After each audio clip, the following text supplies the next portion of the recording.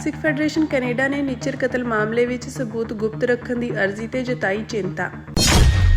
Patiala house ਅਦਾਲਤ ਵਿੱਚ target killing case ਵਿੱਚ ਗਵਾਹੀ ਨੂੰ ਲੈ ਕੇ ਨਵਾਂ ਮੋੜ, ਵਕੀਲ ਮੰਜਪੁਰ ਨੇ ਦਿੱਤੀ ਜਾਣਕਾਰੀ।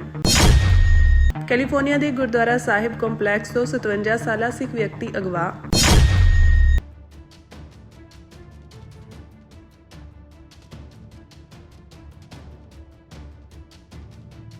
ਸਿੱਖ ਫੈਡਰੇਸ਼ਨ ਕੈਨੇਡਾ ਨੇ ਉਹਨਾਂ ਰਿਪੋਰਟਾਂ ਤੋਂ ਬਾਅਦ ਗੰਭੀਰ ਚਿੰਤਾ ਪ੍ਰਗਟਾਈ ਹੈ, ਜਿਨ੍ਹਾਂ ਵਿੱਚ ਕਿਹਾ ਗਿਆ ਕਿ ਕੈਨੇਡਾ ਦੇ ਅਟਾਰਨੀ ਜਨਰਲ ਨੇ 4 ਇੰਡੀਆ ਦੇ ਨਾਗਰਿਕਾਂ ਵਿਰੁੱਧ ਫੌਜਦਾਰੀ ਮੁਕੱਦਮੇ ਵਿੱਚ ਅਹਿਮ ਸਬੂਤਾਂ ਨੂੰ ਗੁਪਤ ਰੱਖਣ ਲਈ ਫੈਡਰਲ ਅਦਾਲਤ ਵਿੱਚ ਅਰਜ਼ੀ ਦਿੱਤੀ ਹੈ। ਇਨ੍ਹਾਂ ਵਿਅਕਤੀਆਂ ਦੇ ਜੂਨ 2023 ਵਿੱਚ ਹੋਏ ਭਾਈ ਹਰਦੀਪ ਸਿੰਘ ਨਿੱਜਰ ਦੇ ਕਤਲ ਦੇ ਦੋਸ਼ ਹਨ। ਸਿੱਖ ਫੈਡਰੇਸ਼ਨ ਕੈਨੇਡਾ ਵੱਲੋਂ ਜਾਰੀ ਬਿਆਨ ਅਨੁਸਾਰ ਨਿਆਂ ਵਿਭਾਗ ਕਤਲ ਨਾਲ ਸੰਬੰਧਿਤ ਅਹਿਮ ਜਾਣਕਾਰੀ ਦੇ ਖੁਲਾਸੇ ਤੇ ਰੋਕ ਲਗਾਉਣ ਦੀ ਕੋਸ਼ਿਸ਼ ਕਰ ਰਿਹਾ ਹੈ। ਕੈਨੇਡਾ ਦਾ ਨਿਆਂ ਵਿਭਾਗ ਇਨ੍ਹਾਂ ਖੁਲਾਸਿਆਂ ਨੂੰ ਅੰਤਰਰਾਸ਼ਟਰੀ ਸਬੰਧਾਂ ਅਤੇ ਰਾਸ਼ਟਰੀ ਸੁਰੱਖਿਆ ਲਈ ਨੁਕਸਾਨਦੇਹ ਦੱਸ ਕੇ ਜਾਣਕਾਰੀ ਨੂੰ ਸਾਹਮਣੇ ਆਉਣ ਤੋਂ ਰੋਕਣਾ ਚਾਹੁੰਦਾ ਹੈ। ਹਾਲਾਂਕਿ ਕੈਨੇਡਾ ਐਵੀਡੈਂਸ ਐਕਟ ਅਦਾਲਤਾਂ ਨੂੰ ਅਜਿਹੀਆਂ ਅਰਜ਼ੀਆਂ ਤੇ ਵਿਚਾਰ ਕਰਨ ਦੀ ਇਜਾਜ਼ਤ ਦਿੰਦਾ ਹੈ, ਪਰ ਸਿੱਖ ਫੈਡਰੇਸ਼ਨ ਕੈਨੇਡਾ ਦੀ ਦਲੀਲ ਹੈ ਕਿ ਸੰਘੀ ਸਰਕਾਰ ਨੂੰ ਇਨ੍ਹਾਂ ਅਰਜ਼ੀਆਂ ਦੇ ਮੁਕਾਬਲੇ ਵੱਡੇ ਜਨਤਕ ਹਿੱਤਾਂ ਨੂੰ ਵੀ ਧਿਆਨ ਵਿੱਚ ਰੱਖਣਾ ਚਾਹੀਦਾ ਹੈ। ਜਥੇਬੰਦੀ ਨੇ ਇਸ ਗੱਲ ਤੇ ਜ਼ੋਰ ਦਿੱਤਾ ਹੈ ਕਿ ਕੈਨੇਡੀਅਨ ਸਰਹੱਦਾਂ ਦੇ ਅੰਦਰ ਭਾਈ ਹਰਦੀਪ ਸਿੰਘ ਨਿੱਜਰ ਦੇ ਕਤਲ ਦੀ ਸਾਜ਼ਿਸ਼ ਵਿੱਚ ਇੰਡੀਆ ਦੀ ਸ਼ਮੂਲੀਅਤ ਦੀ ਪੂਰੀ ਡੂੰਘਾਈ ਅਤੇ ਪਸਾਰ ਨੂੰ ਸਮਝਣਾ ਜਨਤਾ ਲਈ ਬੇहद ਜ਼ਰੂਰੀ ਹੈ। ਸਿੱਖ ਫੈਡਰੇਸ਼ਨ ਕੈਨੇਡਾ ਨੇ ਚੇਤਾਵਨੀ ਦਿੱਤੀ ਕਿ ਪਿਛਲੀਆਂ ਸਰਕਾਰਾਂ ਨੇ ਵੀ ਵਿਦੇਸ਼ੀ ਖੂਫੀਆ ਕਾਰਵਾਈਆਂ ਦੇ ਕਿਸੇ ਵੀ ਜ਼ਿਕਰ ਨੂੰ ਜਨਤਕ ਲੇਖੇ ਵਿੱਚੋਂ ਮਿਟਾਉਣ ਲਈ ਅਜਿਹੇ ਹੀ ਬਹਾਨੇ ਵਰਤੇ ਸਨ। ਸਿੱਖ ਜਥੇਬੰਦੀ ਨੇ ਖਦਸ਼ਾ ਜ਼ਾਹਰ ਕੀਤਾ ਕਿ ਅਟਾਰਨੀ ਜਨਰਲ ਦੀ ਇਹ ਤਾਜ਼ਾ ਅਰਜ਼ੀ ਸ਼ਾਇਦ ਇੱਕ ਵਾਰ ਫਿਰ ਇੰਡੀਆ ਦੀ ਸਰਕਾਰ ਦੀ ਸ਼ਮੂਲੀਅਤ ਦੇ ਸਬੂਤਾਂ ਨੂੰ ਲੁਕਾਉਣ ਦੀ ਕੋਸ਼ਿਸ਼ ਹੋ ਸਕਦੀ ਹੈ, ਕਿਉਂਕਿ ਕੈਨੇਡਾ ਲਗਾਤਾਰ ਵਪਾਰਕ ਸਮਝੌਤਿਆਂ ਲਈ ਇੰਡੀਆ ਨਾਲ ਨੇੜਤਾ ਵਧਾ ਰਿਹਾ ਹੈ। ਆਪਣੇ ਬਿਆਨ ਵਿੱਚ ਸਿੱਖ ਫੈਡਰੇਸ਼ਨ ਕੈਨੇਡਾ ਨੇ ਤੱਥਾਂ ਨੂੰ ਦਬਾਉਣ ਦੇ ਇਤਿਹਾਸਕ ਰੁਝਾਨ ਵੱਲ ਇਸ਼ਾਰਾ ਕਰਦਿਆਂ ਦੱਸਿਆ ਕਿ ਜਨਤਕ ਦਸਤਾਵੇਜ਼ਾਂ ਦੇ ਸਬੂਤ ਦਰਸਾਉਂਦੇ ਹਨ ਕਿ ਕੈਨੇਡੀਅਨ ਏਜੰਸੀਆਂ ਦਹਾਕਿਆਂ ਤੋਂ ਸਿੱਖ ਭਾਈਚਾਰੇ ਨੂੰ ਨਿਸ਼ਾਨਾ ਬਣਾਉਣ ਵਾਲੀਆਂ ਇੰਡੀਆ ਦੀਆਂ ਖੂਫੀਆ ਕਾਰਵਾਈਆਂ ਬਾਰੇ ਜਾਣਦੀਆਂ ਸਨ। ਸਿੱਖ ਫੈਡਰੇਸ਼ਨ ਕੈਨੇਡਾ ਅਨੁਸਾਰ ਇਸ ਜਾਣਕਾਰੀ ਨੂੰ 2023 ਤੱਕ ਜਨਤਕ ਚਰਚਾ ਤੋਂ ਜਾਣਬੁੱਝ ਕੇ ਲੁਕਾ ਕੇ ਰੱਖਿਆ ਗਿਆ। ਜਨਤਕ ਰਿਪੋਰਟਾਂ ਇਹ ਸਾਬਿਤ ਕਰਦੀਆਂ ਹਨ ਕਿ ਕੈਨੇਡੀਅਨ ਏਜੰਸੀਆਂ 2016 ਤੋਂ ਹੀ ਕੈਨੇਡਾ ਵਿੱਚ ਵੱਧ ਰਹੇ ਇੰਡੀਆ ਦੇ ਖੂਫੀਆ ਨੈਟਵਰਕਾਂ ਬਾਰੇ ਜਾਣੂ ਸਨ, ਪਰ ਸਰਕਾਰੀ ਅਧਿਕਾਰੀਆਂ ਨੇ CSIS ਨੂੰ ਵਪਾਰਕ ਸਮਝੌਤਿਆਂ ਅਤੇ ਪ੍ਰਧਾਨ ਮੰਤਰੀ ਜਸਟਿਨ ਟਰੂਡੋ ਦੇ 2018 ਦੇ ਇੰਡੀਆ ਦੌਰੇ ਤੇ ਪੈਣ ਵਾਲੇ ਸੰਭਾਵੀ ਮਾੜੇ ਪ੍ਰਭਾਵਾਂ ਕਾਰਨ ਉਹਨਾਂ ਵਿਰੁੱਧ ਕੋਈ ਠੋਸ ਕਾਰਵਾਈ ਨਾ ਕਰਨ ਦੇ ਨਿਰਦੇਸ਼ ਦਿੱਤੇ ਸਨ। ਇਸ ਤੋਂ ਇਲਾਵਾ ਇੱਕ 2019 ਦੀ NSICOP ਰਿਪੋਰਟ ਵਿੱਚੋਂ ਵੀ ਇੰਡੀਆ ਦੀਆਂ ਇਨ੍ਹਾਂ ਨਾਪਾਕ ਗਤੀਵਿਧੀਆਂ ਦੇ ਹਰ ਜ਼ਿਕਰ ਨੂੰ ਜਾਣਬੁੱਝ ਕੇ ਮਿਟਾ ਦਿੱਤਾ ਗਿਆ ਸੀ। ਸਿੱਖ ਫੈਡਰੇਸ਼ਨ ਕੈਨੇਡਾ ਦੇ ਕੌਮੀ ਬੁਲਾਰੇ ਭਾਈ ਮਨਿੰਦਰ ਸਿੰਘ ਨੇ ਸਰਕਾਰ ਦੀ ਇਸ ਪਹੁੰਚ ਦੀ ਸਖਤ ਨਿੰਦਾ ਕਰਦਿਆਂ ਕਿਹਾ ਕਿ ਚਾਰਟਰ ਅਧਿਕਾਰਾਂ ਤੇ ਘਰੇਲੂ ਸੁਰੱਖਿਆ ਨਾਲੋਂ ਵਪਾਰ ਨੂੰ ਲਗਾਤਾਰ ਪਹਿਲ ਦੇਣ ਨਾਲ ਜਨਤਕ ਪਾਰਦਰਸ਼ਤਾ ਤੇ ਪਾਬੰਦੀਆਂ ਲੱਗੀਆਂ ਹਨ ਅਤੇ ਇਸ ਨਾਲ ਇੱਕ ਅਜਿਹਾ ਅਸੁਰੱਖਿਅਤ ਮਾਹੌਲ ਪੈਦਾ ਹੋਇਆ ਜਿੱਥੇ ਇੰਡੀਆ ਦੀਆਂ ਖੂਫੀਆ ਕਾਰਵਾਈਆਂ ਬਿਨਾਂ ਕਿਸੇ ਢੁਕਵੇਂ ਜਵਾਬ ਜਾਂ ਜਨਤਕ ਜਾਗਰੂਕਤਾ ਦੇ ਫਲ ਫੁੱਲ ਸਕੀਆਂ ਹਨ। ਅਜਿਹੇ ਫੈਸਲੇ ਦੇ ਪ੍ਰਭਾਵ ਬਹੁਤ ਡੂੰਘੇ ਹਨ ਅਤੇ ਇਸ ਨਾਲ ਕੈਨੇਡਾ ਸਰਕਾਰ ਅਸਲ ਵਿੱਚ ਇੰਡੀਆ ਦੀਆਂ ਕਾਰਵਾਈਆਂ ਨੂੰ ਗੁਪਤ ਰੱਖ ਕੇ ਅਤੇ ਇੱਕ ਅਜਿਹਾ ਮਾਹੌਲ ਸਿਰਜ ਕੇ ਕੈਨੇਡਾ ਵਿੱਚ ਇੰਡੀਆ ਦੀ ਹਿੰਸਾ ਨੂੰ ਸਹੂਲਤ ਪ੍ਰਦਾਨ ਕਰ ਰਹੀ ਹੈ, ਜਿੱਥੇ ਵਿਦੇਸ਼ੀ ਤਾਕਤਾਂ ਬਿਨਾਂ ਕਿਸੇ ਡਰ ਤੋਂ ਕੰਮ ਕਰ ਸਕਦੀਆਂ ਹਨ। ਭਾਈ ਹਰਦੀਪ ਸਿੰਘ ਨਿੱਜਰ ਦਾ ਕਤਲ ਵਿਦੇਸ਼ਾਂ ਵਿੱਚ ਖਾਲਿਸਤਾਨੀ ਆਵਾਜ਼ਾਂ ਨੂੰ ਡਰਾਉਣ ਅਤੇ ਖਤਮ ਕਰਨ ਲਈ ਇੰਡੀਆ ਵੱਲੋਂ ਚਲਾਈ ਜਾ ਰਹੀ ਲੰਮੀ ਮੁਹਿੰਮ ਦਾ ਮੁੱਖ ਕੇਂਦਰ ਬਣ ਗਿਆ। ਜੇਕਰ ਕੈਨੇਡਾ ਸੱਚਾਈ ਨੂੰ ਲੁਕਾਉਂਦਾ ਹੈ ਤਾਂ ਇਹ ਸੁਨੇਹਾ ਦਿੰਦਾ ਹੈ ਕਿ ਵਿਦੇਸ਼ੀ ਸਰਕਾਰਾਂ ਇੱਥੇ ਹਿੰਸਾ ਕਰ ਸਕਦੀਆਂ ਹਨ ਅਤੇ ਮੁਕੱਦਮੇ ਦੀ ਬਜਾਏ ਸੁਰੱਖਿਆ ਦੀ ਉਮੀਦ ਕਰ ਸਕਦੀਆਂ ਹਨ। ਅੰਤ ਵਿੱਚ ਸਿੱਖ ਫੈਡਰੇਸ਼ਨ ਕੈਨੇਡਾ ਨੇ ਕਿਹਾ ਕਿ ਰਾਸ਼ਟਰੀ ਸੁਰੱਖਿਆ ਜਾਣਕਾਰੀ ਦੀ ਗੁਪਤਤਾ ਬਣਾਈ ਰੱਖਣ ਦੇ ਨਾਲ-ਨਾਲ ਜਨਤਕ ਪਾਰਦਰਸ਼ਤਾ ਯਕੀਨੀ ਬਣਾਉਣਾ ਵੀ ਸਰਕਾਰ ਦੀ ਮੁੱਢਲੀ ਜ਼ਿੰਮੇਵਾਰੀ ਹੈ। ਜਥੇਬੰਦੀ ਨੇ ਚੇਤਾਵਨੀ ਦਿੱਤੀ ਕਿ ਇੱਕ ਸਿੱਖ ਆਗੂ ਦੇ ਮਿੱਥ ਕੇ ਕੀਤੇ ਗਏ ਕਤਲ ਬਾਰੇ ਅਹਿਮ ਜਾਣਕਾਰੀ ਨੂੰ ਲੁਕਾਉਣ ਦੀ ਚੋਣ ਕਰਕੇ, ਜਿਸ ਤੋਂ ਬਾਅਦ ਦੇਸ਼ ਭਰ ਦੇ ਸਿੱਖ ਭਾਈਚਾਰਿਆਂ ਵਿੱਚ ਅੰਤਰਰਾਸ਼ਟਰੀ ਦਮਨ ਅਤੇ ਦਹਿਸ਼ਤ ਦੀ ਲਹਿਰ ਜਾਰੀ ਹੈ। ਸਰਕਾਰ ਨਿਸ਼ਾਨਾ ਬਣ ਰਹੇ ਕੈਨੇਡੀਅਨ ਭਾਈਚਾਰਿਆਂ ਦੀ ਬਜਾਏ ਇੰਡੀਆ ਦੇ ਅਧਿਕਾਰੀਆਂ ਦੀ ਰੱਖਿਆ ਕਰਨ ਦੀ ਚੋਣ ਕਰਕੇ ਪਿਛਲੀਆਂ ਕੈਨੇਡੀਅਨ ਸਰਕਾਰਾਂ ਦੀਆਂ ਗਲਤੀਆਂ ਨੂੰ ਦੁਹਰਾਏਗੀ।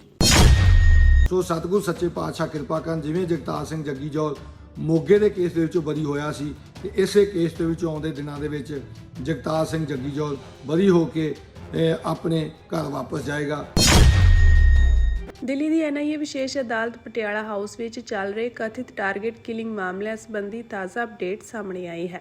ਇਹ ਜਾਣਕਾਰੀ ਵਕੀਲ ਜਸਪਾਲ ਸਿੰਘ ਮੰਜਪੁਰ ਵੱਲੋਂ ਇੱਕ ਵੀਡੀਓ ਰਾਹੀਂ ਜਾਰੀ ਕੀਤੀ ਗਈ ਹੈ। ਇਨ੍ਹਾਂ ਮਾਮਲਿਆਂ ਵਿੱਚ ਬਰਤਾਨਵੀ ਨਾਗਰਿਕ ਜਗਤਾਰ ਸਿੰਘ ਜੋਹਲ, ਜਿਨ੍ਹਾਂ ਨੂੰ ਜੱਗੀ ਜੋਹਲ ਦੇ ਨਾਂ ਨਾਲ ਵੀ ਜਾਣਿਆ ਜਾਂਦਾ ਹੈ, ਉਹਨਾਂ ਦੇ ਨਾਲ ਹਰਦੀਪ ਸਿੰਘ ਸ਼ੇਰਾ, ਰਮਨਦੀਪ ਸਿੰਘ ਬੱਗਾ ਅਤੇ ਅਮਰਿੰਦਰ ਸਿੰਘ ਸਮੇਤ ਕਈ ਹੋਰ ਵਿਅਕਤੀਆਂ ਦੇ ਨਾਮ ਦਰਜ ਹਨ।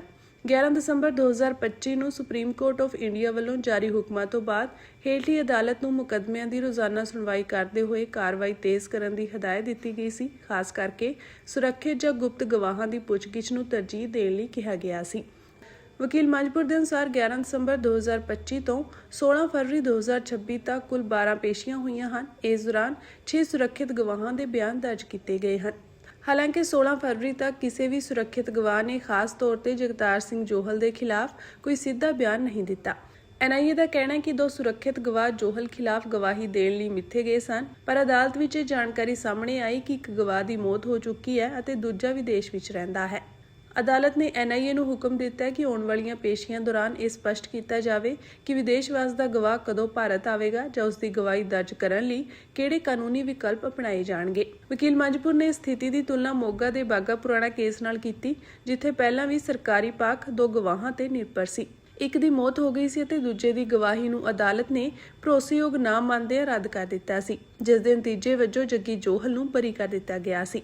ਬਚਾਅ ਪੱਖ ਨੂੰ ਆਸ ਹੈ ਕਿ ਮੌਜੂਦਾ NIA ਕਾਰਵਾਈ ਦਾ ਨਤੀਜਾ ਵੀ ਇਹਨਾਂ ਦੀ ਤਰ੍ਹਾਂ ਨਿਕਲੇਗਾ ਅਤੇ ਜਗਤਾਰ ਸਿੰਘ ਜੋਹਲ ਜਲਦ ਬਰੀ ਹੋ ਕੇ ਆਪਣੇ ਘਰ ਵਾਪਸ ਹੋਣਗੇ। ਸੰਗਤਾਂ ਦੇ ਸਨਮੁਖ ਅਲੈਜਡ ਟਾਰਗੇਟ ਕਿਲਿੰਗ ਦੇ ਕੇਸ ਜੋ ਹਰਦੀਪ ਸਿੰਘ ਸ਼ੇਰਾ, ਰਮਨਦੀਪ ਸਿੰਘ ਬੱਗਾ, ਜਗਤਾਰ ਸਿੰਘ ਜੱਗੀ ਜੋਹਲ, ਅਮਨਿੰਦਰ ਸਿੰਘ ਤੇ ਹੋਰ ਨੌਜਵਾਨਾਂ ਦੇ ਖਿਲਾਫ NIA special court Patiala house ਨਵੀਂ ਦਿੱਲੀ 'ਚ ਚੱਲ ਰਿਹਾ, ਉਹਦੇ ਸੰਬੰਧ 'ਚ ਵਿਸ਼ੇਸ਼ ਅਪਡੇਟ ਸਨਮੁਖ ਕਰਨੀ ਹੈ ਕਿ 11 ਦਸੰਬਰ 2025 ਨੂੰ ਸੁਪਰੀਮ ਕੋਰਟ ਆਫ ਇੰਡੀਆ ਨੇ ਇਹਨਾਂ ਕੇਸਾਂ ਨੂੰ ਐਕਸਪੀਡਾਈਟ ਜੇ ਸੰਭਵ ਹੋ ਸਕੇ ਡੇ ਟੂ ਡੇ ਤੇ ਖਾਸ ਤੌਰ ਤੇ ਪ੍ਰੋਟੈਕਟਡ ਵਿਟਨੈਸ ਐਗਜ਼ਾਮਿਨ ਕਰਾਉਣ ਦੀਆਂ ਡਾਇਰੈਕਸ਼ਨਾਂ ਟ੍ਰਾਇਲ ਕੋਰਟ ਨੂੰ ਕੀਤੀਆਂ ਸਨ, ਜਿਹਦੇ ਤਹਿਤ 11 ਦਸੰਬਰ 2025 ਤੋਂ ਅੱਜ 19 ਫਰਵਰੀ 2026 ਤੱਕ ਕੁੱਲ 12 ਤਰੀਕਾਂ ਪਈਆਂ, ਜਿਸ 'ਚ 6 ਪ੍ਰੋਟੈਕਟਡ ਵਿਟਨੈਸ ਐਗਜ਼ਾਮਿਨ ਕੀਤੇ ਗਏ ਤੇ ਖਾਸ ਤੌਰ ਦੇ ਉੱਤੇ ਅੱਜ ਦੀ ਤਰੀਕ ਦੇ ਵਿੱਚ ਮੇਰੇ ਵੱਲੋਂ ਜੱਜ ਸਾਹਿਬ ਦੇ ਸਾਹਮਣੇ ਰੱਖਿਆ ਗਿਆ ਕਿ ਹੁਣ ਤੱਕ ਜਗਤਾਰ ਸਿੰਘ ਜੱਗੀ ਜੋਹਲ ਦੇ ਖਿਲਾਫ ਕੋਈ ਵੀ ਗਵਾਹ ਖਾਸ ਤੌਰ ਤੇ ਪ੍ਰੋਟੈਕਟਡ ਵਿਟਨੈਸ ਐਗਜ਼ਾਮਿਨ ਨਹੀਂ ਕੀਤਾ। NIA ਦੇ ਕਹਿਣ ਮੁਤਾਬਕ 2 ਪ੍ਰੋਟੈਕਟਡ ਵਿਟਨੈਸ ਜਗਤਾਰ ਸਿੰਘ ਜੱਗੀ ਜੋਹਲ ਦੇ ਨਾਲ ਪਰਟੇਨ ਕਰਦੇ ਨੇ ਤੇ ਅਦਾਲਤ ਵੱਲੋਂ NIA ਨੂੰ ਡਾਇਰੈਕਸ਼ਨ ਕੀਤੀ ਗਈ ਕਿ ਅਗਲੀਆਂ ਆਉਂਦੀਆਂ ਤਰੀਕਾਂ ਦੇ ਵਿੱਚ ਉਹ ਸੰਬੰਧਿਤ ਜਗਤਾਰ ਸਿੰਘ ਜੱਗੀ ਜੋਹਲ ਨਾਲ ਜੋ ਪ੍ਰੋਟੈਕਟਡ ਵਿਟਨੈਸ ਉਹ ਲੈ ਕੇ ਆਂਦੇ ਜਾਣ, ਐਗਜ਼ਾਮਿਨ ਕੀਤਾ ਜਾਵੇ, ਜਿਹਦੇ ਤੋਂ ਬਾਅਦ NIA ਦੇ ਪੈਰਵਾਈ ਅਫਸਰ ਨੇ ਇਹ ਗੱਲ ਅਦਾਲਤ ਦੇ ਧਿਆਨ 'ਚ ਲਿਆਂਦੀ ਕਿ ਉਹਨਾਂ 2 ਪ੍ਰੋਟੈਕਟਡ ਵਿਟਨੈਸ ਵਿੱਚੋਂ ਇੱਕ ਦੀ ਮੌਤ ਹੋ ਚੁੱਕੀ ਹੈ ਤੇ ਇੱਕ ਕਿਤੇ ਅਬਰੋਡ 'ਚ ਰਹਿੰਦਾ, ਤੇ ਅਦਾਲਤ ਨੇ ਅਬਰੋਡ ਵਾਲੇ ਪ੍ਰੋਟੈਕਟਡ ਵਿਟਨੈਸ ਨੂੰ ਕਦੋਂ ਇੰਡੀਆ ਆਉਣਾ ਜਾਂ ਉਹਦੀ ਗਵਾਹੀ ਕਿਵੇਂ ਹੋਏਗੀ ਉਹਦੇ ਸੰਬੰਧ 'ਚ ਅਗਲੀਆਂ ਤਰੀਕਾਂ ਤੇ ਰਿਪੋਰਟ ਦਰਜ ਕਰਾਉਣ ਦੀ ਡਾਇਰੈਕਸ਼ਨ ਜਾਰੀ ਕੀਤੀ। ਦੱਸ ਦਈਏ ਖਾਸ ਤੌਰ ਤੇ ਜਗਤਾਰ ਸਿੰਘ ਜੱਗੀ ਜੋਹਲ ਦਾ ਜੋ ਅਰੈਸਟ ਦਾ ਮੋਗੇ ਦਾ ਬਾਗਾ ਪੁਰਾਣਾ ਥਾਣੇ ਦਾ ਕੇਸ ਸੀ FIR ਨੰਬਰ 193/16, ਉਹਦੇ ਵਿੱਚ ਵੀ 2 ਹੀ ਗਵਾਹ ਰੱਖੇ ਗਏ ਸਨ ਪ੍ਰਾਈਵੇਟ, ਜਿਨ੍ਹਾਂ ਦੇ ਵਿੱਚੋਂ ਇੱਕ ਦੀ ਡੈਥ ਰਿਪੋਰਟ ਆ ਗਈ ਸੀ ਤੇ ਇੱਕ ਐਗਜ਼ਾਮਿਨ ਹੋਣ ਤੋਂ ਬਾਅਦ ਅਦਾਲਤ ਵੱਲੋਂ ਉਹਦੀ ਗਵਾਹੀ ਭਰੋਸੇਯੋਗ ਨਾ ਹੋਣ ਕਰਕੇ ਖਾਰਜ ਕਰਕੇ ਤੇ ਜੱਗੀ ਜੋਹਲ ਨੂੰ ਬਰੀ ਕਰ ਦਿੱਤਾ ਗਿਆ ਸੀ। ਸੋ ਸਾਨੂੰ ਉਮੀਦ ਹੈ ਕਿ ਉਹੀ ਗਵਾਹ ਹੋਣਗੇ ਜਿਹੜੇ ਮੋਗੇ ਦੇ ਵਿੱਚ ਭੁਗਤਾਏ ਗਏ। ਉਹ ਵੀ ਇੱਕ ਡੈਥ ਹੋ ਗਈ ਸੀ, ਇਹਦੇ 'ਚ ਵੀ ਇਹਨਾਂ ਨੇ ਅੱਜ ਕਹਿਤਾ ਵੀ ਇੱਕ ਦੀ ਡੈਥ ਹੋ ਗਈ ਤੇ ਦੂਜਾ ਆਉਂਦੇ ਦਿਨਾਂ 'ਚ ਰਿਪੋਰਟ ਆਏਗੀ। ਸੋ ਸਤਿਗੁਰ ਸੱਚੇ ਪਾਤਸ਼ਾਹ ਕਿਰਪਾ ਕਰਨ, ਜਿਵੇਂ ਜਗਤਾਰ ਸਿੰਘ ਜੱਗੀ ਜੋਹਲ ਮੋਗੇ ਦੇ ਕੇਸ ਦੇ ਵਿੱਚੋਂ ਬਰੀ ਹੋਇਆ ਸੀ ਤੇ ਇਸੇ ਕੇਸ ਦੇ ਵਿੱਚ ਆਉਂਦੇ ਦਿਨਾਂ ਦੇ ਵਿੱਚ ਜਗਤਾਰ ਸਿੰਘ ਜੱਗੀ ਜੋਹਲ ਬਰੀ ਹੋ ਕੇ ਆਪਣੇ ਘਰ ਵਾਪਸ ਜਾਏਗਾ।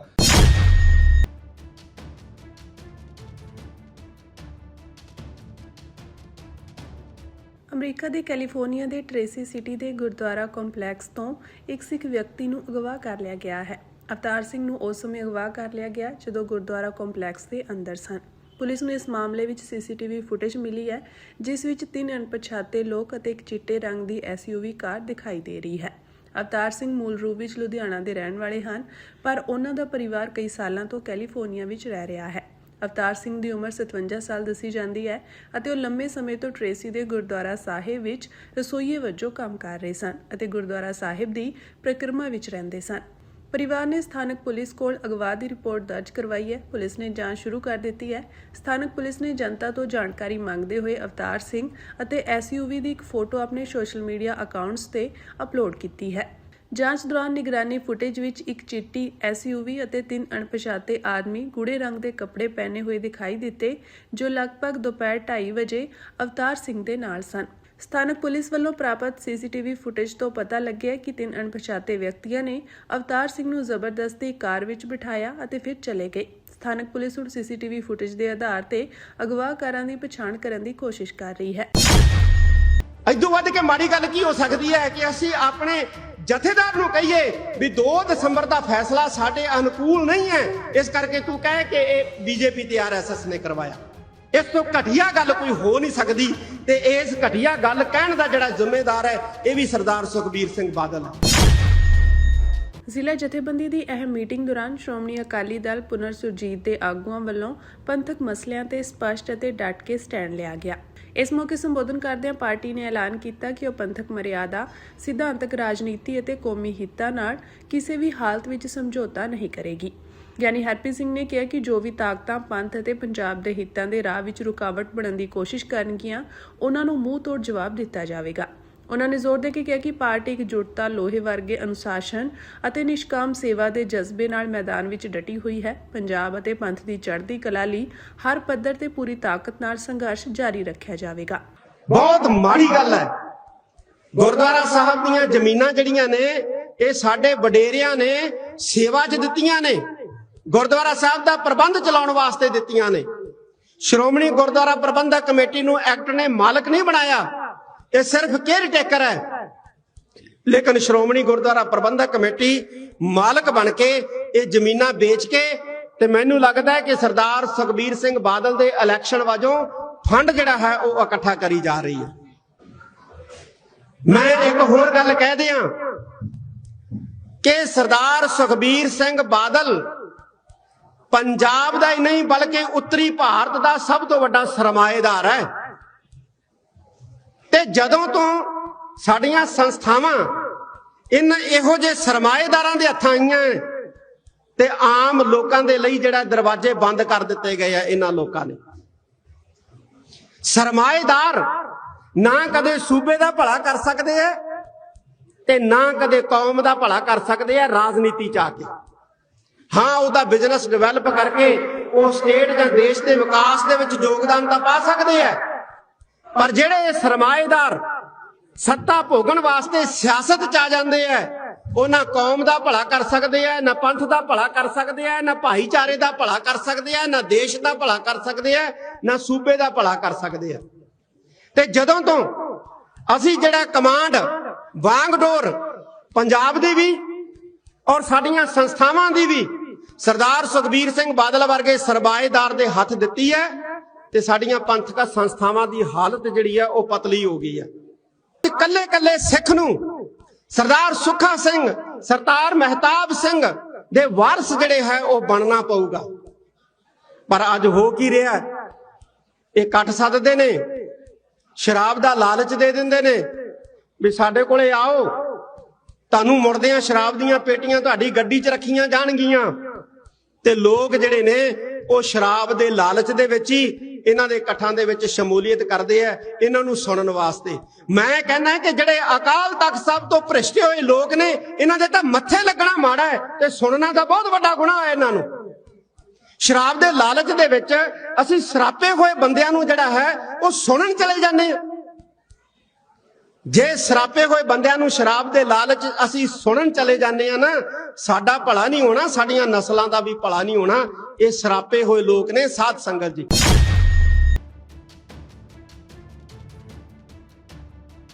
ਸ਼੍ਰੋਮਣੀ ਅਕਾਲੀ ਦਲ ਅੰਮ੍ਰਿਤਸਰ ਦੇ ਪ੍ਰਧਾਨ ਸਰਦਾਰ ਸਿਮਰਨਜੀਤ ਸਿੰਘ ਮਾਨ ਨੇ ਸਮੁੱਚੇ ਖਾਲਸਾ ਪੰਥ ਨੂੰ 21 ਫਰਵਰੀ ਨੂੰ ਬੰਦੀ ਸਿੰਘਾਂ ਦੀ ਰਿਹਾਈ ਦੇ ਮਸਲੇ ਤੇ ਹਵਾਰਾ ਵਿਖੇ ਰੱਖੇ ਜਾ ਰਹੇ ਪੰਥਕ ਇਕੱਠ ਵਿੱਚ ਹੁਮ-ਹੁਮਾ ਕੇ ਪਹੁੰਚਣ ਦੀ ਅਪੀਲ ਕੀਤੀ ਹੈ। ਸ਼੍ਰੀ ਫਤਿਹਗੜ੍ਹ ਸਾਹਿਬ ਵਿੱਚ ਗੱਲਬਾਤ ਕਰਦਿਆਂ ਉਹਨਾਂ ਕਿਹਾ ਕਿ ਮੌਜੂਦਾ ਸਮੇਂ ਵਿੱਚ ਖਾਲਸਾ ਪੰਥ ਅਤੇ ਪੰਜਾਬ ਸੂਬੇ ਅੱਗੇ ਕਈ ਗੰਭੀਰ ਮਸਲੇ ਖੜੇ ਹਨ, ਜਿਨ੍ਹਾਂ ਦੇ ਹੱਲ ਲਈ ਕੇਂਦਰ ਅਤੇ ਸੂਬਾਈ ਸਰਕਾਰਾਂ ਵੱਲੋਂ ਕੋਈ ਗੰਭੀਰ ਦਿਲਚਸਪੀ ਨਹੀਂ ਦਿਖਾਈ ਜਾ ਰਹੀ। ਉਹਨਾਂ ਖਾਸ ਤੌਰ ਤੇ 35-35 ਸਾਲਾਂ ਤੋਂ ਜੇਲ੍ਹਾਂ ਵਿੱਚ ਬੰਦ ਸਿੱਖਾਂ ਦੀ ਰਿਹਾਈ ਦਾ ਮਸਲਾ ਉਠਾਇਆ ਅਤੇ ਕਿਹਾ ਕਿ ਇਹ ਇਨਸਾਫ ਦਾ ਮਾਮਲਾ ਹੈ, ਜਿਸ ਨੂੰ ਲੰਮੇ ਸਮੇਂ ਤੋਂ ਲਟਕਾਇਆ ਜਾ ਰਿਹਾ ਹੈ। ਮਾਨ ਨੇ 1909 ਦੇ ਆਨੰਦ ਮੈਰਿਜ ਐਕਟ ਨੂੰ ਪੂਰੀ ਤਰ੍ਹਾਂ ਬਹਾਲ ਨਾ ਕਰਨ ਅਤੇ ਪੰਜਾਬ ਨਾਲ ਜੁੜੇ ਮਾਲੀ, ਸਿਆਸੀ ਅਤੇ ਧਾਰਮਿਕ ਮਸਲਿਆਂ ਨੂੰ ਵੀ ਨਜ਼ਰਅੰਦਾਜ਼ ਕਰਨ ਦਾ ਦੋਸ਼ ਲਗਾਇਆ। ਉਹਨਾਂ ਕਿਹਾ ਕਿ ਇਹ ਸਭ ਕੁਝ ਪੰਜਾਬ ਅਤੇ ਸਿੱਖ ਕੌਮ ਨੂੰ ਕਮਜ਼ੋਰ ਕਰਨ ਦੀ ਨੀਤੀ ਦਾ ਹਿੱਸਾ ਹੈ। ਉਹਨਾਂ ਦੱਸਿਆ ਕਿ ਬੰਦੀ ਸਿੰਘਾਂ ਦੀ ਰਿਹਾਈ ਲਈ ਬਣੀ ਇਨਸਾਫ ਕਮੇਟੀ ਅਤੇ ਵੱਖ-ਵੱਖ ਪੰਥਕ ਜਥੇਬੰਦੀਆਂ ਵੱਲੋਂ 21 ਫਰਵਰੀ ਨੂੰ ਸ਼੍ਰੀ ਜਗਤਾਰ ਸਿੰਘ ਹਵਾਰਾ ਦੇ ਗ੍ਰਹਿ ਪਿੰਡ ਹਵਾਰਾ ਵਿਖੇ ਪੰਥਕ ਇਕੱਠ ਰੱਖਿਆ ਗਿਆ ਹੈ। ਇਸ ਇਕੱਠ ਵਿੱਚ ਖਾਲਸਾ ਪੰਥ ਨੂੰ ਏਕਤਾ ਦਾ ਪ੍ਰਗਟਾਵਾ ਕਰਦਿਆਂ ਸਰਬਸੰਮਤੀ ਨਾਲ ਅਗਲੇ ਸੰਘਰਸ਼ ਲਈ ਫੈਸਲੇ ਕਰਨ ਦੀ ਅਪੀਲ ਕੀਤੀ ਗਈ ਹੈ। ਮਾਨ ਨੇ ਕਿਹਾ ਕਿ ਭਾਵੇਂ ਵੱਖ-ਵੱਖ ਸਿਆਸੀ ਅਤੇ ਧਾਰਮਿਕ ਜਥੇਬੰਦੀਆਂ ਆਪਣੇ ਪੱਧਰ ਤੇ ਸੰਘਰਸ਼ ਕਰ ਰਹੀਆਂ ਹਨ, ਪਰ ਜਦ ਤੱਕ ਸਮੂਹਿਕ ਏਕਤਾ ਨਹੀਂ ਬਣਦੀ ਉਦੋਂ ਤੱਕ ਮਕਸਦ ਦੀ ਪ੍ਰਾਪਤੀ ਮੁਸ਼ਕਲ ਰਹੇਗੀ। ਉਹਨਾਂ ਨੇ ਸਮੂਹ ਸੰਗਤਾਂ ਨੂੰ ਅਪੀਲ ਕੀਤੀ ਕਿ ਉਹ ਆਪਣੇ ਇਲਾਕਿਆਂ ਤੋਂ ਵੱਧ ਗਿਣਤੀ ਵਿੱਚ ਪਹੁੰਚ ਕੇ ਇਸ ਇਕੱਠ ਨੂੰ ਕਾਮਯਾਬ ਬਣਾਉਣ ਅਤੇ ਕੌਮੀ ਮਕਸਦ ਲਈ ਆਪਣਾ ਯੋਗਦਾਨ ਪਾਉਣ। ਇਹ ਜਿਹੜੇ ਬਜਟ ਹੁੰਦੇ ਨੇ ਇਹ ਗੁਰੂ ਘਰ ਦੇ ਜਾਂ ਤੇ ਚੰਗੇ ਪ੍ਰਬੰਧਾਂ ਵਾਸਤੇ ਹੁੰਦੇ ਨੇ, ਗੁਰੂ ਘਰ ਦਾ ਨਮਕੀਨ ਕਰਨ ਵਾਸਤੇ ਹੁੰਦੇ ਨੇ, ਗੁਰੂ ਘਰ ਵਿੱਚ ਲੰਗਰ ਚੰਗੇ ਚੱਲ ਸਕਣ, ਤਨਖਾਹਾਂ ਅਸੀਂ ਚੰਗੀਆਂ ਗੁਰੂ ਘਰਾਂ ਨੂੰ ਦੇ ਸਕੀਏ, ਚੰਗੇ ਪ੍ਰਬੰਧ ਕਰ ਸਕੀਏ, ਤਾਂ ਕਿ ਗੁਰੂ ਘਰ ਜਿਹੜੀਆਂ ਅਸੀਂ ਸੰਗਤਾਂ ਨੂੰ ਉਮੀਦਾਂ ਬਣ ਕੇ ਆਏ ਹਾਂ, ਜੋ ਕੁਝ ਵਾਅਦੇ ਕਰਕੇ ਆਏ ਉਹ ਬਜਟ ਨਾਲ ਹੀ ਪਾਸ ਹੋਣੇ ਨੇ। ਹੁਣ ਕੋਈ ਮੈਂ ਜਾਦੂਗਰ ਤੇ ਹੈ ਨਹੀਂ ਵੀ ਬਜਟ ਨਹੀਂ ਪਾਸ ਹੁੰਦਾ, ਤੇ ਉਧਰੋਂ ਮੇਰੇ ਤੇ ਇਲਜ਼ਾਮ ਲਾਉਂਦੇ ਨੇ ਇਹ ਕਿ ਝਿੰਡੇ ਨੇ ਵਾਅਦੇ ਕੀਤੇ, ਯੂਨੀਵਰਸਿਟੀ ਦਾ ਵਾਅਦਾ ਕੀਤਾ, ਉਹ ਕਿਵੇਂ ਬਣੇਗੀ? ਝਿੰਡੇ ਨੇ ਸਰਾਂ ਦਾ ਵਾਅਦਾ ਕੀਤਾ, ਉਹ ਕਿਵੇਂ ਬਣੇਗੀ? ਹਰਿਆਣਾ ਗੁਰਦੁਆਰਾ ਪ੍ਰਬੰਧਕ ਕਮੇਟੀ ਦੇ ਪ੍ਰਧਾਨ ਜਗਦੀਸ਼ ਸਿੰਘ ਝਿੰਡਾ ਅੱਜ ਗੁਰਦੁਆਰਾ ਨਿਆਇਕ ਕਮਿਸ਼ਨ ਅੱਗੇ ਪੇਸ਼ ਹੋਏ ਅਤੇ ਆਪਣਾ ਜਵਾਬ ਅਤੇ ਦਸਤਾਵੇਜ਼ ਪੇਸ਼ ਕੀਤੇ। ਜਿਸ ਤਰੀਕੇ ਨਾਲ ਹਰਿਆਣਾ ਗੁਰਦੁਆਰਾ ਪ੍ਰਬੰਧਕ ਕਮੇਟੀ ਦੇ ਬਜਟ ਸੰਬੰਧੀ ਮਾਮਲਾ ਗੁਰਦੁਆਰਾ ਨਿਆਇਕ ਕਮਿਸ਼ਨ ਕੋਲ ਪਹੁੰਚਿਆ, ਉਸ ਬਾਰੇ ਰਾਸ਼ਟਰਪਤੀ ਨੇ ਜਵਾਬ ਪੇਸ਼ ਕੀਤਾ। ਝਿੰਡਾ ਨੇ ਕਿਹਾ ਕਿ ਬਜਟ ਬਾਰੇ ਸਵਾਲ ਉਠਾਏ ਜਾਣ ਤੋਂ ਬਾਅਦ ਸਾਰੇ ਗੁਰਦੁਆਰਾ ਪ੍ਰਬੰਧਨ ਕਾਰਜਾਂ ਨੂੰ ਰੋਕ ਦਿੱਤਾ ਗਿਆ, ਜਿਸ ਵਿੱਚ ਗੁਰਦੁਆਰਾ ਸਾਹਿਬਾਨਾਂ ਲਈ ਯੋਜਨਾਬੱਧ ਵਿਕਾਸ ਕਾਰਜ ਵੀ ਸ਼ਾਮਿਲ ਹੈ ਅਤੇ ਸੈਲਾਨੀਆਂ ਨੂੰ ਲੰਗਰ ਸੇਵਾ ਦੌਰਾਨ ਸਬਜ਼ੀਆਂ ਖਰੀਦਣ ਦੀ ਵੀ ਆਗਿਆ ਨਹੀਂ ਹੈ। ਝਿੰਡਾ ਦਾ ਕਹਿਣਾ ਹੈ ਕਿ ਜਦੋਂ ਤੱਕ ਕਾਨੂੰਨ ਨਹੀਂ ਬਦਲਿਆ ਜਾਂਦਾ, ਗੁਰਦੁਆਰਾ ਪ੍ਰਬੰਧਨ ਕਮੇਟੀ ਨੂੰ ਚਲਾਉਣਾ ਮੁਸ਼ਕਿਲ ਹੋਵੇਗਾ, ਕਿਉਂਕਿ ਬਜਟ ਪਾਸ ਕਰਨ ਲਈ 2/3 ਬਹੁਮਤ ਦੀ ਲੋੜ ਹੁੰਦੀ ਹੈ ਅਤੇ ਜੇਕਰ ਅਜਿਹਾ ਨਹੀਂ ਹੁੰਦਾ ਤਾਂ ਬਜਟ ਪਾਸ ਨਹੀਂ ਕੀਤਾ ਜਾ ਸਕਦਾ। ਹਾਲਾਂਕਿ ਸਾਡੇ ਕੋਲ ਬਜਟ ਪਾਸ ਕਰਨ ਲਈ ਮੈਂਬਰਾਂ ਦੇ ਦਸਤਖਤ ਹਨ, ਜਿਸ ਦਾ ਅਸੀਂ ਜਵਾਬ ਦਾਇਰ ਕੀਤਾ ਹੈ। ਇਸ ਤੋਂ ਇਲਾਵਾ ਇੱਕ ਵਕੀਲ ਨੇ ਵੀ ਲਗਾਏ ਗਏ ਦੋਸ਼ਾਂ ਦਾ ਜਵਾਬ ਦਾਇਰ ਕੀਤਾ ਹੈ। ਹਰਿਆਣਾ ਦੇ ਮੁੱਖ ਮੰਤਰੀ ਨਾਇਬ ਸਿੰਘ ਸੈਣੀ ਜਿਸ ਤਰ੍ਹਾਂ ਪੱਗ ਬੰਨ੍ਹ ਕੇ ਪੰਜਾਬ ਵਿੱਚ ਚੋਣ ਪ੍ਰਚਾਰ ਕਰ ਰਹੇ ਹਨ, ਉਸ ਬਾਰੇ ਜਗਦੀਸ਼ ਸਿੰਘ ਝਿੰਡਾ ਨੇ ਕਿਹਾ ਕਿ ਸਾਡੇ ਸੈਣੀ ਨਾਲ ਚੰਗੇ ਸਬੰਧ ਹਨ ਅਤੇ ਉਹ ਸਾਡੀ ਗੱਲ ਸੁਣਦੇ ਹਨ। ਹਾਲਾਂਕਿ ਪੰਜਾਬ ਜਾਣ ਤੋਂ ਪਹਿਲਾਂ ਉਹਨਾਂ ਨੂੰ ਹਰਿਆਣਾ ਦੀ ਗੁਰਦੁਆਰਾ ਪ੍ਰਬੰਧਕ ਕਮੇਟੀ ਨਾਲ ਸੰਬੰਧਿਤ ਕਾਨੂੰਨ ਵਿੱਚ ਸੋਧ ਕਰਨੀ ਚਾਹੀਦੀ ਹੈ, ਤਾਂ ਜੋ ਹਰਿਆਣਾ ਦੇ ਸਿੱਖਾਂ ਨੂੰ ਕੋਈ ਮੁਸ਼ਕਿਲ ਨਾ ਆਵੇ। ਇਸ ਕਾਰਨ ਜਗਦੀਸ਼ ਸਿੰਘ ਝਿੰਡਾ ਨੇ ਕਿਹਾ ਕਿ ਅਸੀਂ ਸੰਗਤ ਨਾਲ ਕੀਤੇ ਵਾਅਦੇ ਪੂਰੇ ਨਹੀਂ ਕਰ ਪਾ ਰਹੇ। ਇਸ ਮੌਕੇ ਜਗਦੀਸ਼ ਸਿੰਘ ਝਿੰਡਾ ਨੇ ਕਿਹਾ ਕਿ ਮੈਨੂੰ ਬਲਜੀਤ ਸਿੰਘ ਦਾਦੂਵਾਲ ਦਾ ਨਾਮ ਲੈਣਾ ਪਸੰਦ ਨਹੀਂ ਹੈ, ਕਿਉਂਕਿ ਉਹ ਇੱਕ ਸੁਦਾਗਰ ਹੈ। ਜਦੋਂ ਪੰਜਾਬ ਜਾਂਦਾ ਹੈ ਤਾਂ ਉੱਥੇ ਆਪਣੀ ਰਾਜਨੀਤੀ ਚਮਕਾਉਂਦਾ ਹੈ, ਪਰ ਹਰਿਆਣਾ ਆਉਣ ਤੋਂ ਬਾਅਦ ਵੀ ਜਿਸ ਤਰ੍ਹਾਂ ਉਹ ਬਹਿਸ ਕਰ ਰਹੇ ਹਨ, ਉਹ ਸਿੱਖਾਂ ਦੇ ਪ੍ਰਬੰਧਨ ਨੂੰ ਰੋਕਣ ਦੀ ਲਗਾਤਾਰ ਕੋਸ਼ਿਸ਼ ਕਰ ਰਿਹਾ ਹੈ। ਮੈਂ ਸੰਗਤਾਂ ਦੀ ਜਾਣਕਾਰੀ ਲਈ ਦੱਸਣਾ ਚਾਹਾਂਗਾ ਕਿ ਅੱਜ ਸਾਡੀ ਤਰੀਕ ਸੀ ਜੁਡੀਸ਼ੀਅਲ ਕਮਿਸ਼ਨ ਵਿੱਚ ਸਾਡੇ ਵਕੀਲ ਸਾਹਿਬ ਨੇ ਰਿਟਰਨ 'ਚ ਰਿਪਲਾਈ ਦੇ ਦਿੱਤੀ ਹੈ, ਪਰ ਬਹਿਸ ਦੀ ਤਰੀਕ ਜੋ ਸਾਡੇ ਰਿਟਰਨ ਵਿੱਚ ਆਰਡਰ ਹੋਇਆ ਕਿ 24 ਤਰੀਕ ਤੱਕ ਆਪਣੀ ਜੋ ਵੀ ਤੁਸੀਂ ਆਰਗੂਮੈਂਟਸ ਕਰਨੇ ਨੇ ਉਹ ਰਿਟਰਨ ਦੇ ਤੌਰ ਤੇ 24 ਤਰੀਕ ਪਈ ਹੈ। 24 ਤਰੀਕ ਨੂੰ ਸਾਡੇ ਵਕੀਲ ਸਾਹਿਬ ਰਿਟਰਨ ਵਿੱਚ ਆਪਣੇ ਆਰਗੂਮੈਂਟ ਦੇ ਦੇਣਗੇ, ਅਗਾਂਹ ਜੋ ਜੱਜ ਸਾਹਿਬ ਫੈਸਲਾ ਕਰਨਗੇ। ਮੇਰਾ ਕਾਰਨ ਤਾਂ ਇਹੀ ਸੀ ਕਿ ਸਾਡੀ ਬਜਟ ਤੋਂ ਲੈ ਕੇ ਤਰੀਕ ਲੱਗੀ ਹੋਈ ਸੀ ਕਿ ਬਜਟ ਤੇ ਇਹ ਕਿਹਾ ਗਿਆ ਕਿ ਬਜਟ ਵਿੱਚ 2/3 ਮੈਜੋਰਟੀ ਨਹੀਂ ਸੀ, ਇਸ ਕਰਕੇ ਇਹ ਜਿਹੜੇ ਸਾਈਨ ਹੋਏ ਨੇ ਉਹ ਘਰ ਜਾ ਕੇ ਜਾਂ ਕਿਤੇ ਵੀ ਕਰਵਾਏ ਨੇ। ਇਹੋ ਜਿਹੇ ਇਲਜ਼ਾਮ ਸਾਡੇ ਤੇ ਲਾਏ ਗਏ, ਜਦੋਂ ਕਿ 33 ਮੈਂਬਰ ਚਾਹੀਦੇ ਸਨ, 33 ਮੈਂਬਰਾਂ ਦੇ ਸਾਈਨ ਨੇ। ਪਰ ਇਹ ਬੇਤੁਕੀਆਂ ਗੱਲਾਂ ਕਰਨੀਆਂ, ਮੈਂ ਸਮਝਦਾ ਹਾਂ ਕਿ ਜੋ ਬੰਦਾ ਇਹੋ ਜਿਹੀਆਂ ਬੇਤੁਕੀਆਂ ਗੱਲਾਂ ਕਰ ਰਿਹਾ ਹੈ, ਉਹ ਸ਼ੁਰੂ ਤੋਂ ਲੈ ਕੇ ਉਹਦਾ ਤੇ ਕੰਮ ਅੜੀਚਣਾ ਪਾਣਾ। ਹੁਣ ਬਜਟ ਨਾ ਮੇਰਾ ਹੈ ਤੇ ਨਾ ਮੇਰੇ ਮੈਂਬਰ ਸਾਹਿਬਾਨਾਂ ਦਾ ਹੈ, ਇਹ ਬਜਟ ਸੰਗਤ ਦਾ ਹੈ। ਬਜਟ ਤੋਂ ਬਿਨਾਂ ਆਪਾਂ ਕੁਝ ਕਰ ਹੀ ਨਹੀਂ ਸਕਦੇ। 33 ਮੈਂਬਰਾਂ ਨੇ ਆਪਣੀ ਸਹਿਮਤੀ ਪ੍ਰਗਟ ਕੀਤੀ, ਤਾਂ ਕਰਕੇ ਸਾਈਨ 33 ਮੈਂਬਰਾਂ ਨੇ ਕੀਤੇ, ਉਹ ਬਜਟ ਪਾਸ ਹੋ ਗਿਆ 33 ਮੈਂਬਰਾਂ ਦੇ ਨਾਲ। ਇਹ ਦੂਜਿਆਂ ਨੂੰ ਇਹ ਤਕਲੀਫ ਕਿਉਂ ਹੈ? ਇਹ ਚਾਹੁੰਦੇ ਨੇ ਕਿ ਗੁਰੂ ਘਰਾਂ ਦਾ ਕੋਈ ਕੰਮ ਨਾ ਚੱਲ ਸਕੇ। ਗੁਰੂ ਘਰਾਂ ਵਾਸਤੇ ਅਸਾਂ ਬਹੁਤ ਕੁਝ ਸੋਚਿਆ ਹੋਇਆ ਹੈ, ਅਸਾਂ ਵਾਅਦੇ ਕੀਤੇ ਹੋਏ ਨੇ ਕਿ ਜਦੋਂ ਸਾਡੀ ਕਮੇਟੀ ਹੋਂਦ ਵਿੱਚ ਆਏਗੀ ਅਸੀਂ ਅੰਮ੍ਰਿਤਸਰ ਸਰਾਂ ਬਣਾ ਕੇ ਦੇਵਾਂਗੇ ਹਰਿਆਣਾ ਕਮੇਟੀ ਵੱਲੋਂ। ਉਹ ਜਗ੍ਹਾ ਅਸਾਂ ਵੇਖੀ ਹੋਈ ਹੈ, ਸਿਰਫ ਟੋਕਨ ਮਨੀ ਦੇਣ ਦੀ ਗੱਲ ਹੈ। ਅਸਾਂ ਸਾਡੇ ਗੁਰੂ ਘਰ ਜਿਵੇਂ ਗੂਲਾ ਚੀਕਾ ਹੈ, 6ਵੀਂ 9ਵੀਂ ਪਾਤਸ਼ਾਹੀ, ਬੜਾ ਵੱਡਾ ਸਥਾਨ ਹੈ, ਉਹਦੇ ਵਿੱਚ ਇੱਕ ਮਕਾਨ ਅੜਿਆ ਹੋਇਆ ਹੈ ਜਿਹਦੇ ਨਾਲ ਸਾਡਾ ਸੌਦਾ ਹੋ ਚੁੱਕਾ ਹੈ, ਪਰ ਅਸੀਂ ਉਹਨੂੰ ਵੀ ਖਰੀਦ ਨਹੀਂ ਸਕਦੇ ਤੇ ਸਾਡੀਆਂ ਗੱਡੀਆਂ ਉੱਥੇ ਜਾਣ ਲਈ ਬੜੀ ਮੁਸ਼ਕਲ ਪੈਦਾ ਹੁੰਦੀ ਹੈ। ਵਿਚਕਾਰ ਉਹ ਰਸਤੇ ਦੇ ਮਕਾਨ ਹੈ, ਉਹ ਨਹੀਂ ਖਰੀਦ ਪਾ ਰਹੇ। ਸਾਡੀ ਤਰਾਵੜੀ ਦੇ ਵਿੱਚ ਸਾਰੀ ਜ਼ਮੀਨ ਪਿੱਛੇ ਪਈ ਹੈ, ਅੱਗੇ 5 ਕਨਾਲਾਂ ਜ਼ਮੀਨ ਹੈ, ਉਹ ਜਿਹੜੀ ਸਾਡੇ ਰਸਤੇ 'ਤੇ ਅੱਗੇ ਰੁਕਾਵਟ ਬਣੀ ਹੋਈ ਹੈ, ਉਹਨਾਂ ਨਾਲ ਸਾਡੀ ਕਮਿਟਮੈਂਟ ਹੋ ਚੁੱਕੀ ਹੈ, ਅਸੀਂ ਉਹ ਨਹੀਂ ਖਰੀਦ ਪਾ ਰਹੇ। ਦੂਜਾ ਬਾਦਸ਼ਾਹੀ ਬਾਗ ਆਪਣਾ ਆਪਣਾ ਯਮੁਨਾ ਨਗਰ ਜਗਾਦਰੀ ਗੇਟ ਗੁਰਦੁਆਰਾ, ਉਹ ਬਿਲਕੁਲ ਇੰਨਾ ਸੌੜਾ ਕਿ ਗੱਡੀ ਅੰਦਰ ਜਾ ਹੀ ਨਹੀਂ ਸਕਦੀ। ਉਹਦੇ ਵਿੱਚ ਹਾਂ ਕੁਝ ਘਰ ਖਰੀਦਣੇ ਨੇ, ਉਹਦਾ ਗੁਰੂ ਘਰ ਦਾ ਗਲਿਆਰਾ ਵਧਾਉਣ ਵਾਸਤੇ, ਪਰ ਨਾ ਬਜਟ ਪਾਸ ਹੋਣ ਕਰਕੇ ਉਹ ਸਾਡੇ ਉੱਥੇ ਸੰਗਤਾਂ ਨੂੰ ਪਰੇਸ਼ਾਨੀ ਹੋ ਰਹੀ ਹੈ। ਇਹ ਜਿਹੜੇ ਬਜਟ ਹੁੰਦੇ ਨੇ ਇਹ ਗੁਰੂ ਘਰ ਦੇ ਜਾਂ ਤੇ ਚੰਗੇ ਪ੍ਰਬੰਧਾਂ ਵਾਸਤੇ ਹੁੰਦੇ ਨੇ, ਗੁਰੂ ਘਰ ਦਾ ਨਮਕੀਨ ਕਰਨ ਵਾਸਤੇ ਹੁੰਦੇ ਨੇ, ਗੁਰੂ ਘਰ ਵਿੱਚ ਲੰਗਰ ਚੰਗੇ ਚੱਲ ਸਕਣ, ਤਨਖਾਹਾਂ ਅਸੀਂ ਚੰਗੀਆਂ ਗੁਰੂ ਘਰਾਂ ਨੂੰ ਦੇ ਸਕੀਏ, ਚੰਗੇ ਪ੍ਰਬੰਧ ਕਰ ਸਕੀਏ, ਤਾਂ ਕਿ ਗੁਰੂ ਘਰ ਜਿਹੜੀਆਂ ਅਸੀਂ ਸੰਗਤਾਂ ਨੂੰ ਉਮੀਦਾਂ ਬਣ ਕੇ ਆਏ ਹਾਂ, ਜੋ ਕੁਝ ਵਾਅਦੇ ਕਰਕੇ ਆਏ, ਉਹ ਬਜਟ ਨਾਲ ਹੀ ਪਾਸ ਹੋਣੇ ਨੇ। ਹੁਣ ਕੋਈ ਮੈਂ ਜਾਦੂਗਰ ਤੇ ਹੈ ਨਹੀਂ ਵੀ ਬਜਟ ਨਹੀਂ ਪਾਸ ਹੁੰਦਾ, ਤੇ ਉਧਰੋਂ ਮੇਰੇ ਤੇ ਇਲਜ਼ਾਮ ਲਾਉਂਦੇ ਨੇ ਇਹ ਕਿ ਝਿੰਡੇ ਨੇ ਵਾਅਦੇ ਕੀਤੇ, ਯੂਨੀਵਰਸਿਟੀ ਦਾ ਵਾਅਦਾ ਕੀਤਾ, ਉਹ ਕਿਵੇਂ ਬਣੇਗੀ? ਝਿੰਡੇ ਨੇ ਸਰਾਂ ਦਾ ਵਾਅਦਾ ਕੀਤਾ, ਉਹ ਕਿਵੇਂ ਬਣੇਗੀ? ਝਿੰਡਾ ਸਾਹਿਬ ਨੇ ਸਕੂਲ ਤੇ ਮੈਡੀਕਲ ਕਾਲਜ ਤੇ ਹੋਰ ਖੋਲ੍ਹਣ ਦੀ ਗੱਲ ਕੀਤੀ, ਉਹ ਕਿਵੇਂ ਬਣਨਗੇ? ਪਰ ਉਹ ਸਾਰੀਆਂ ਚੀਜ਼ਾਂ ਬਣਨੀਆਂ ਨੇ ਬਜਟ ਦੇ ਨਾਲ ਨਾ।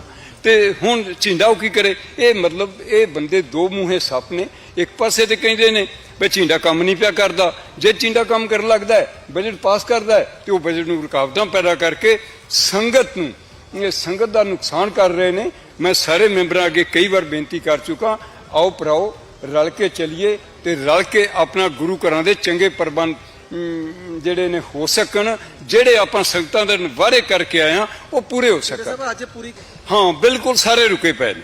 ਅਸੀਂ ਤੇ ਇੱਥੋਂ ਤੱਕ ਕਿ ਕੋਈ ਮਾੜਾ ਮੋਟਾ ਜਿਵੇਂ ਸਾਡੀਆਂ ਕਈ ਮਸ਼ੀਨਾਂ ਚੱਲਦੀਆਂ ਨੇ ਪਈਆਂ, ਉਹ ਮਸ਼ੀਨਾਂ ਕਈ ਖਰਾਬ ਨੇ, ਪ੍ਰਸ਼ਾਦੇ ਨਹੀਂ ਚੰਗੇ ਪੱਕ ਰਹੇ। ਇਹ ਤੇ ਕਹਿੰਦੇ ਨਾ ਵੀ ਲੰਗਰ ਚੱਲ ਰਹੇ ਨੇ, ਲੰਗਰਾਂ ਵਿੱਚ ਵੀ ਹੁਣ ਤਾਂ ਹੀ ਆ ਰਹੀਆਂ ਨੇ, ਕਿਉਂਕਿ ਜੇ ਹੁਣ ਲੰਗਰ ਅਸੀਂ ਸੁਧਾਰ ਕਰਨਾ ਬਸ ਸਬਜ਼ੀਆਂ ਚੰਗੇ ਲੰਗਰ ਹੋਣ, ਜਿਵੇਂ ਦੂਜੇ ਚਲਾਉਂਦੇ ਨੇ, ਉਹ ਵੀ ਅਸੀਂ ਰੂਟੀਨ ਵਿੱਚ ਉਹੀ ਲੰਗਰ ਚਲਾ ਰਹੇ ਹਾਂ, ਦਾਲ ਫੁਲਕਾ। ਸਬਜ਼ੀਆਂ ਜਿਹੜੀਆਂ ਜ਼ਿਆਦਾ ਚੰਗੀਆਂ ਖਰੀਦਣੀਆਂ ਨੇ, ਚੰਗਾ ਲੰਗਰ ਦਾ ਪ੍ਰਬੰਧ ਕਰਨਾ, ਮਸ਼ੀਨਾਂ ਬਦਲਣ ਵਾਲੀਆਂ ਨੇ, ਕੱਚੇ ਪ੍ਰਸ਼ਾਦੇ ਚੱਲ ਰਹੇ ਉਹ ਵੀ ਨਹੀਂ ਅਸੀਂ ਖਰੀਦ ਪਾ ਰਹੇ, ਉਹਨਾਂ 'ਚ ਵੀ ਸੁਧਾਰ ਨਹੀਂ ਕਰ ਰਹੇ।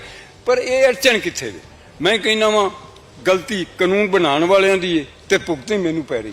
ਇਹ ਕਿਤੇ ਵੀ ਨਹੀਂ ਕਿ 2/3 ਮੈਜੋਰਟੀ ਦੇ ਨਾਲ ਹੋਵੇ। ਸਭ ਤੋਂ ਵੱਡੀ ਜੇ ਅੜਚਣ ਹੈ ਤੇ ਮੇਰੇ ਅੱਗੇ ਕਾਨੂੰਨ ਹੈ, ਨਾ ਪਾਰਲੀਮੈਂਟ ਵਿੱਚ ਹੈ ਇਹੋ ਜਿਹੀ ਗੱਲ। ਜੇ ਪਾਰਲੀਮੈਂਟ 2/3 ਮੈਜੋਰਟੀ ਨਾਲ ਕੋਰਮ ਪੂਰਾ ਹੁੰਦਾ ਹੋਵੇ ਤੇ ਅੱਜ ਕੱਲ੍ਹ ਦੀ ਬੀਜੇਪੀ ਸਰਕਾਰ ਨੂੰ, ਕਾਂਗਰਸੀਆਂ ਨੂੰ ਤਰਲੇ ਕਰਕੇ ਨਾਲ ਲਿਆ ਕੇ ਉਹਨਾਂ ਨੂੰ ਕੋਰਮ ਪੂਰਾ ਕਰ।